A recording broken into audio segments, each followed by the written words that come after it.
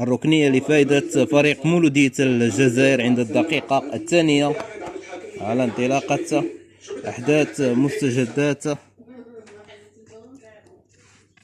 المباراة. الكرة عن طريق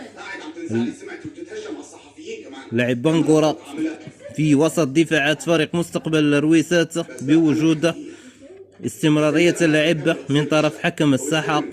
الدقيقة الثانية مولودية الجزائر يبحث على تحقيق الانتصار، انتصار آخر يصل فيه إلى النقطة 64 أكيد، وكذلك التتويج باللقب العاشر في تاريخه للدوري الجزائري المحترف الأول موبيليس لهذا العام 2026.